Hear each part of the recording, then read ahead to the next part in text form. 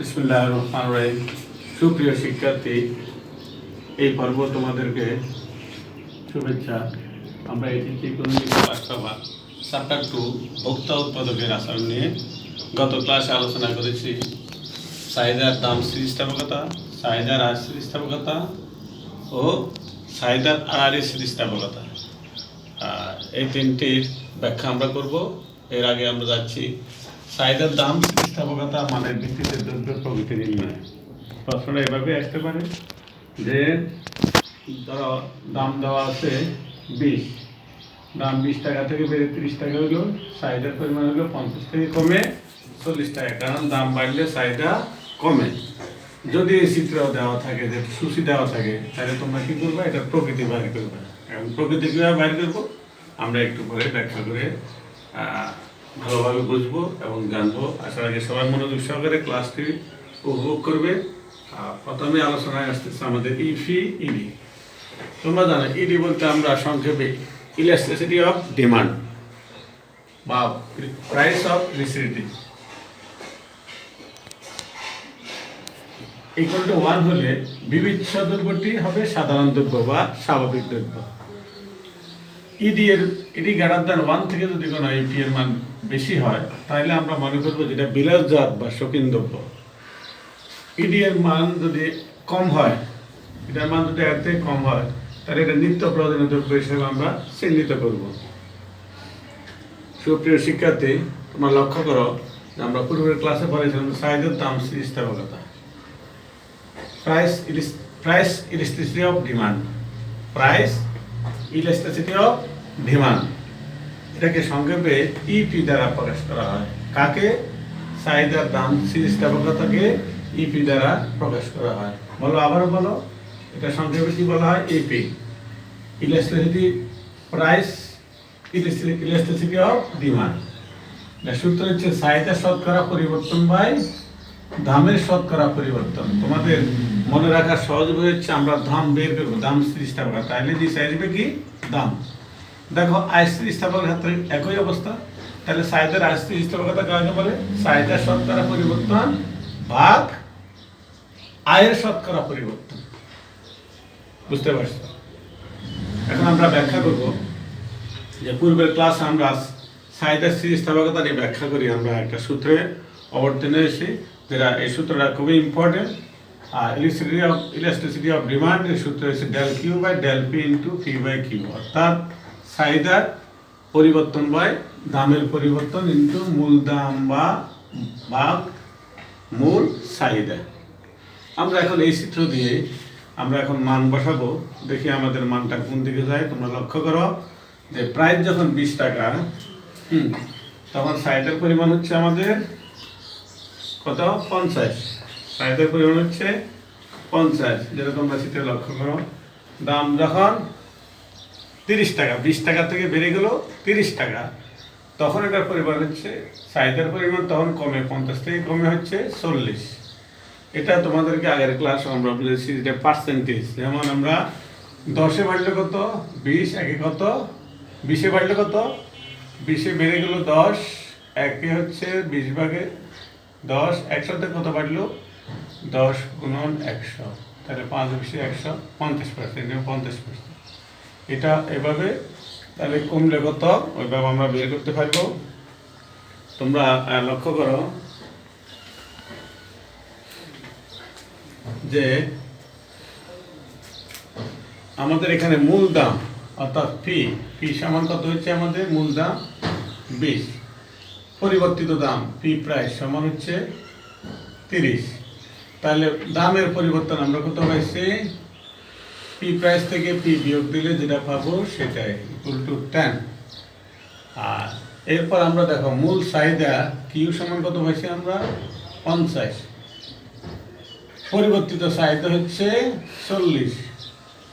তাহলে del Q equal to কি পাইছি আমরা? পরিবর্তিত চাহিদা বিয়োগ মূল চাহিদা, 40 বিয়োগ 50 ইকুয়াল টু -10। এখন আমরা এই সমীকরণে যদি আমরা মান বসাই, তাহলে আমরা কি পাবো? ডেল কিউর মান পাইছি আমরা -10 by 10 into P by Q, P এর মান হচ্ছে 20, কিউ এর মান হচ্ছে 50। তাহলে আমরা 10 দুগুণে 20, এটা হবে 5 minus 2/5 equal to minus 0.4, minus 0.4। এটা হচ্ছে কি লেস দেন 1, লেস দেন 1। তাহলে আমরা কি পাচ্ছি, এটা যেটা নিত্য প্রয়োজনীয় দ্রব্য, আমরা এটা প্রকৃতি কি পাইছি, এটা নিত্য প্রয়োজনীয় দ্রব্য হিসাবে আমরা পেয়েছি। এইভাবে আমাদেরকে প্রমাণ করতে বলবে, যখন আমরা মান বসাবো তখন আমরা পেয়ে যাবো, যদি 1 থেকে বেশি হয় তখন হবে এটা বিলাসজাত বা শৌখিন দ্রব্য, যদি 1 থেকে এর মান কম হয়, লেস দেন 1 হয়, তাহলে হবে নিত্য প্রয়োজনীয় দ্রব্য। তাহলে তোমরা লক্ষ্য করছো যে এটা নিত্য প্রয়োজনীয় দ্রব্য। আসার আগে তোমরা চাহিদার দাম স্থিতিস্থাপকতা যে সূত্র, এটা দিয়ে আমরা দ্রব্যের প্রকৃতি ব্যাখ্যা করতে পেরেছি। এরপর আসো তোমাদেরকে পরবর্তী স্টেপ, চাহিদার আয় স্থিতিস্থাপকতা, income elasticity of demand. Income elasticity of demand, ইনকামকে ওয়াই দ্বারা প্রকাশ করা হয়। এটা সংক্ষেপে চাহিদার আয় স্থিতিস্থাপকতা হচ্ছে ইওয়াই। আমরা কি বলছি, ইনকাম ইলাস্টিসিটি অফ ডিমান্ড, এটাকে সংক্ষেপে প্রকাশ করা হয় ইওয়াই দিয়ে। আমরা সূত্রে যাওয়ার আগে আমরা ব্যাখ্যা করব যে ঠিক একইভাবে চাহিদার আয় স্থিতিস্থাপকতা আমরা ব্যাখ্যা করবো এভাবে, চাহিদার আয় স্থিতিস্থাপকতা, আয় স্থিতিস্থাপকতা এখানে শুধু তোমাদের এখানে শুধু আয়ের চাহিদা শতকরা পরিবর্তন বাই আয়ের শতকরা পরিবর্তন, আয়ের। তাহলে তোমরা সূত্র লিখে বলো, আমরা কি পাইছি যে চাহিদার পরিবর্তন বাই আয়ের শতকরা পরিবর্তন। এটাকে যদি আমরা ভিন্ন ভিন্ন প্রক্রিয়াতে ভাঙি তাহলে আমরা কি পাবো, ডেল কিউ বাই কত, del Q by del Y into Y by Q. এটা হচ্ছে আমাদের চাহিদার আয় স্থিতিস্থাপকতার সূত্র। এখানে শুধু একটা জিনিস পার্থক্য আমরা দেখছি, সেটা হচ্ছে শুধু আয়। আয়ের জায়গায় আমাদের কি হচ্ছে ওয়াই, পূর্বে ছিল ডেল কিউ বাই ডেল, এখানে প্রাইস ছিল দাম। তাহলে আমরা ইজিলি সূত্রটা পেয়ে গেছি, চাহিদার আয় স্থিতিস্থাপকতার এটা সূত্র। এর আগে আমরা দাম স্থিতিস্থাপকতার সূত্র দিয়ে আমরা প্রকৃতি নির্ণয় করছি। এখন আমরা চাহিদার আয় স্থিতিস্থাপকতা দিয়ে আমরা প্রকৃতি নির্ণয় করতে গিয়ে তোমরা লক্ষ্য করো। তাহলে তোমরা বলো, আবার বলো, চাহিদার আয় স্থিতিস্থাপকতা বলতে আমরা কি বুঝি, দামের চাহিদার শতকরা পরিবর্তন ভাগ আয়ের শতকরা পরিবর্তনকে সংক্ষেপে চাহিদার আয় স্থিতিস্থাপকতা বলে।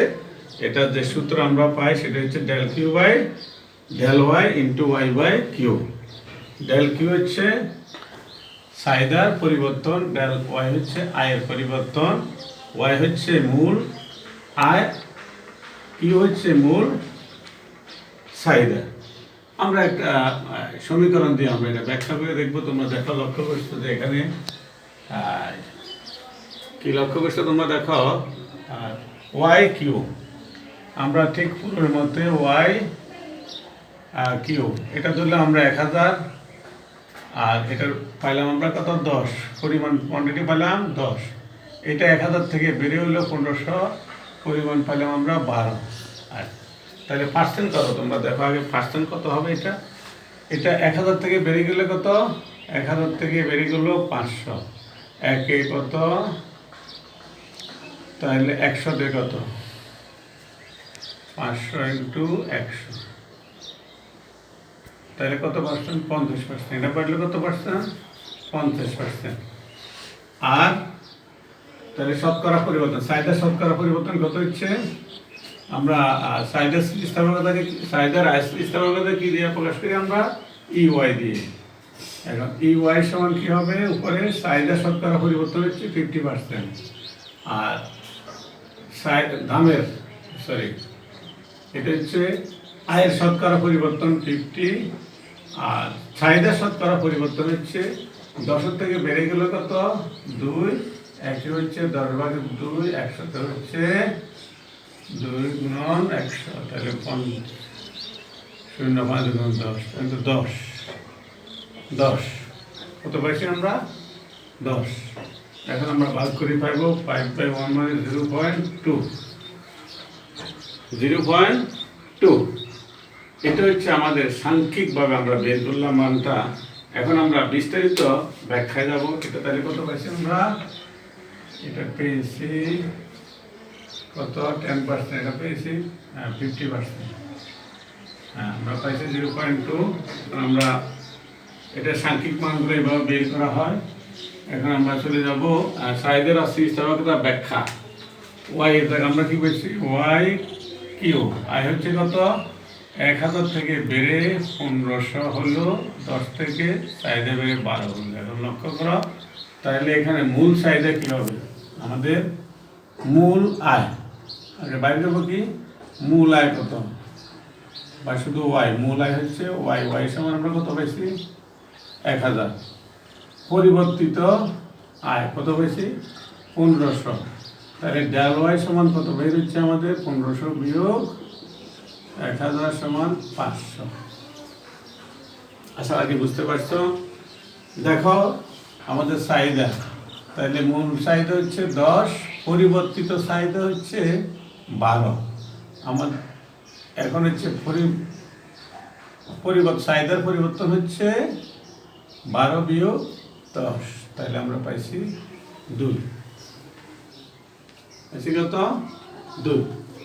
এখন আমরা এই সমীকরণটাকে বুঝতে পারবো। তোমরা দেখো, আবার আলোচনা করছি চাহিদার দাম স্থিতিস্থাপকতা মানের ভিত্তিতে দ্রব্যের প্রকৃতি নির্ণয়। যদি ইলাস্টিসিটি অফ ডিমান্ডে মান যদি 1 হয় তাহলে দ্রব্যটি হবে সাধারণ দ্রব্য বা স্বাভাবিক দ্রব্য। ইলাস্টিসিটি অফ ডিমান্ডের মান যদি গ্রেটার দ্যান 1 হয় তাহলে সেটা মনে করতে হবে যেটা বিলাস বা শৌখিন দ্রব্য। ইলাস্টিসিটি অফ ডিমান্ড যদি লেস দ্যান 1 হয় তাহলে মনে করতে হবে নিত্য প্রয়োজনীয় দ্রব্যের বেলা এটা হচ্ছে। আমরা এখন চাহিদার স্থিতিস্থাপকতা মান বের করব। চাহিদার স্থিতিস্থাপকতা মান বের করব। মান বের করলে আমরা কি বাইর করবো? দেখো, আমরা এখানে বাইর করছি ডেল কিউ এর জায়গায় আমরা কি বসাবো? 2। তাহলে ডেল ওয়াই এর জায়গায় বসাবো 500 ইন্টু ওয়াই এর জায়গায় বসাবো আমরা 1000, কিউ এর জায়গায় বসাবো আমরা 10। তাহলে এখন আমরা 5 দুগুণে 10, 5 দুগুণে 10 সমান 2/5 ইকুয়াল টু 0.4। 0.4 মানে কি? Less than 0। Less than 0। আমরা এটা পেয়ে গেলাম। আমাদের দ্রব্যের প্রকৃতি নির্ণয় হয়ে গেল। আমরা আগে আলোচনা করছি যে দ্রব্যের প্রকৃতি কিভাবে নির্ণয় করতে হবে। চাহিদার দাম স্থিতিস্থাপকতা, চাহিদার আয় স্থিতিস্থাপকতার মধ্যে। আশা রাখি তোমরা এই টপিকটা ভালোভাবে বুঝছো। তবে সূত্রটা মনে রাখবে যে চাহিদার আয় স্থিতিস্থাপকতার সূত্র হচ্ছে del Q by del Y into Y by Q. এর আগে আমরা আলোচনা করছি চাহিদার দাম স্থিতিস্থাপকতা del Q by del P into P by Q. শুধু পার্থক্য এখানে হবে দাম হলে কি হবে? ফি। আর যদি আয় হয় তাহলে হবে ওয়াই। এতটুকু পার্থক্য তোমরা মনে রাখবা। আর এরপর আমরা চলে যাচ্ছি চাহিদার। এখানে দেখো, তোমরা লক্ষ্য করো চাহিদার স্থিতিস্থাপকতা আমরা একটা জিনিস নোট করছি। চাহিদার স্থিতিস্থাপকতা ওয়াই গ্রেটার দ্যান 0 হলে আলোচ্য দ্রব্য হলো সাধারণ দ্রব্য। অর্থাৎ একটু আগে আমরা যেটা দেখছি income elasticity of demand minus 0.4 less than 0, অর্থাৎ 0 হলে আলোচ্য দ্রব্যটি হবে নিকৃষ্ট দ্রব্য। তোমরা লিখে পারবে এটা যে ইউআই গ্রেটার দ্যান 0 হলে ইউআই হচ্ছে চাহিদার স্থিতিস্থাপকতা, তার আলোচ্য দ্রব্য হবে সাধারণ দ্রব্য। আর ইউআই যদি কোনো মাইনাস হয়, মাইনাস 0.4 লেস দ্যান 0, সুতরাং ইউআই লেস দ্যান 0 হলে আলোচ্য দ্রব্যটি হবে নিকৃষ্ট দ্রব্য। নিকৃষ্ট দ্রব্য বলতে আমরা কি বুঝি? মোটা চাল, মোটা কাপড়। মোটা চাল, মোটা কাপড়। মোটা চাল, মোটা কাপড়।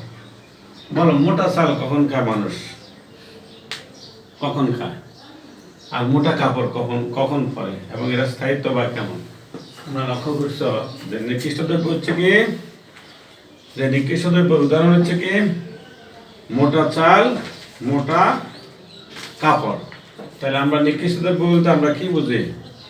আয় বাড়লে যে সকল দ্রব্যের চাহিদা কমে, আয় বাড়লে যে সকল দ্রব্যের চাহিদা কমে, এটাকে বলে নিকৃষ্ট দ্রব্য। বলো, তোমরা বলো, নিকৃষ্ট দ্রব্য কি? আয় বাড়লে যে সকল দ্রব্যের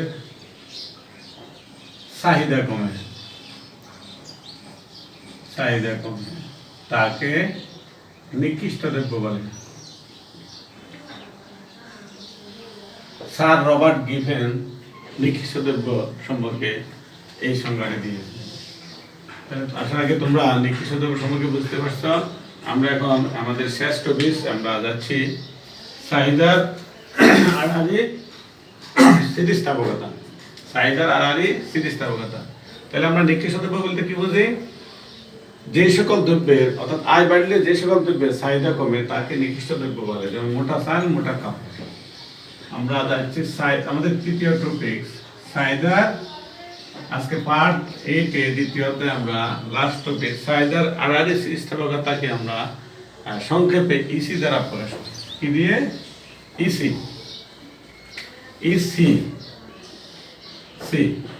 এটাকে বলে ক্রাস ইলাস্টিসিটি অফ ডিমান্ড। সংক্ষেপে ইসি দিয়ে আমরা লিখি। এটা হচ্ছে চাহিদার আড়াআড়ি স্থিতিস্থাপকতা। সংক্ষেপে ইসি দ্বারা প্রকাশ করা হয় ক্রাস ইলাস্টিসিটি অফ ডিমান্ড। চাহিদার আড়াআড়ি স্থিতিস্থাপকতায় দুইটা দ্রব্য থাকবে, একটা হবে এক্স দ্রব্য আর একটা হবে ওয়াই দ্রব্য। এক্স এবং ওয়াই দ্রব্য দুটি পরস্পর পরিপূরক দ্রব্য। সেই জন্য আমরা সূত্রে আমরা লিখবো, দেখো তোমরা লক্ষ্য করো, চাহিদার আড়াআড়ি স্থিতিস্থাপক ইসি ইকুয়াল টু কি লিখছি আমরা? এক্স দ্রব্যের চাহিদার শতকরা পরিবর্তন বা ওয়াই দ্রব্যের দামের শতকরা পরিবর্তন। এক্স দ্রব্যের চাহিদা শতকরা পরিবর্তনকে ওয়াই দ্রব্যের দামের শতকরা পরিবর্তন দিয়ে ভাগ করলে আমরা যা পাবো তাকে বলে চাহিদার আড়াআড়ি স্থিতিস্থাপকতা। অর্থাৎ আমরা কি পেয়েছি?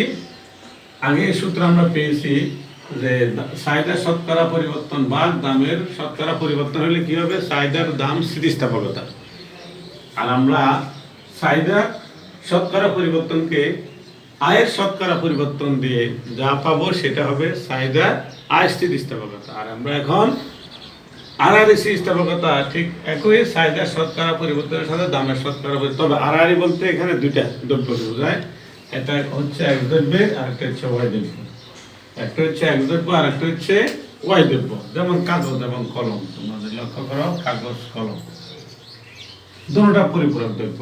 কারণ কাগজ যে পরিমাণ বাড়াইতে হবে কলমও সেই পরিমাণ বাড়াইতে হবে, কারণ একটার সাথে একটা কি সম্পর্কিত।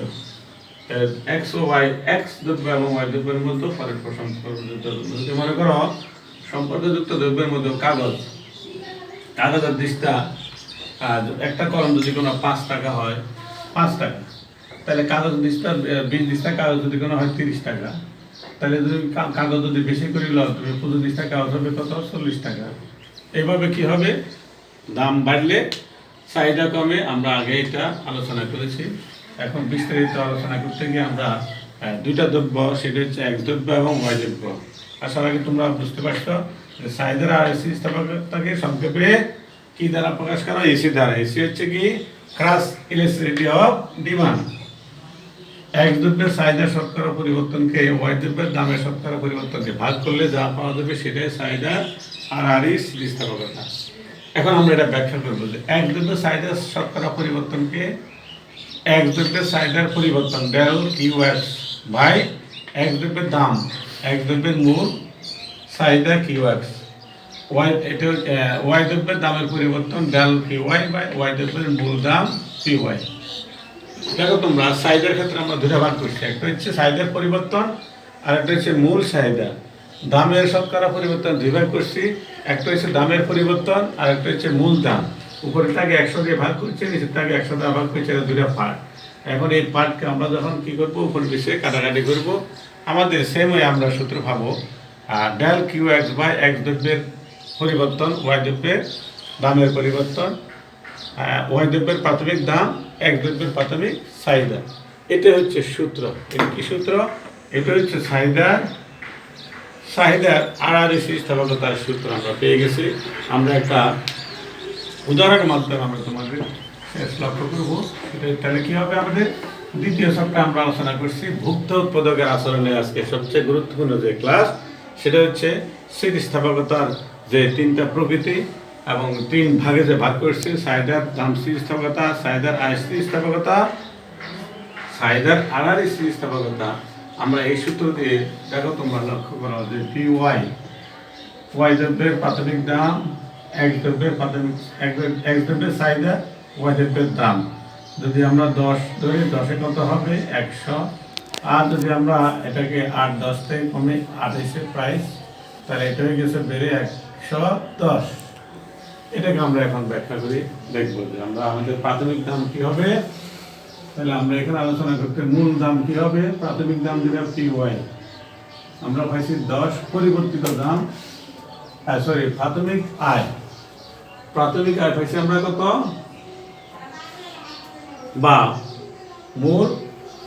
মূল আয়।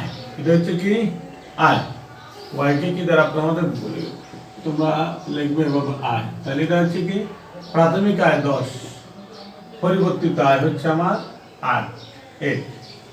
এখন আমাদের ডেল পি ওয়াই আমরা কত পাইছি 8 বিয়োগ 10 ইকুয়াল টু -2।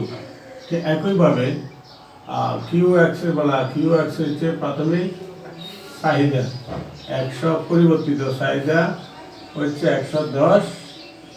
আর পরিবর্তন চাহিদা, কোন চাহিদার এক দ্রব্যের চাহিদার পরিবর্তন, এক দ্রব্যের চাহিদার পরিবর্তন আমরা পেয়েছি 110 বিয়োগ 100 equal to 10।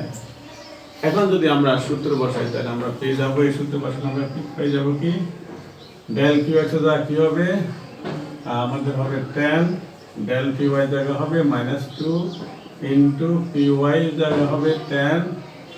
R Q x মানে এক দ্রব্যের চাহিদা হবে 100। আমরা লক্ষ্য করছ, তাহলে কি পেয়েছি আমরা -1/2 ইকুয়াল টু কত -0.5, অর্থাৎ লেস দেন 0। যেটা ইসি কি আমরা কি পাইছি লেস দেন 0। তাহলে প্রমাণ হলো যে সুতরাং এক্স ও ওয়াই দুটি পরস্পর পরিপূরক দ্রব্য। এক্স ও ওয়াই দুটি, এক্স দ্রব্য এবং ওয়াই দ্রব্য দুটি পরস্পর পরিপূরক দ্রব্য। আমরা নোট করব সেখানে যে ইসি অর্থাৎ ক্রস ইলাস্টিসিটি অফ ডিমান্ডের যদি ধনাত্মক মান হবে তাহলে আলোচ্য দ্রব্য দুটি হবে পরস্পর পরিপূরক দ্রব্য। পরস্পর পরিপূরক দ্রব্য এটা প্রমাণ। আবার ইসি এর মান যদি ধনাত্মক হয়, ইসি গ্রেটার দেন 0 হয়, তাহলে আলোচ্য দ্রব্য দুটি হবে পরিবর্তক বা বিকল্প। ইসি এর মান 0 হলে দ্রব্যদ্বয়ের মধ্যে কোনো সম্পর্ক নেই, বুঝতে হবে। আশা রাখি তোমরা এই জিনিস আজকের গুরুত্বপূর্ণ যে আলোচনা এটা বুঝতে পেরেছ। তোমরা সবাই সুস্থ থাকো, ভালো থাকো, নিরাপদে থাকো। আসসালামু আলাইকুম ওয়া রাহমাতুল্লাহি ওয়া বারাকাতুহু।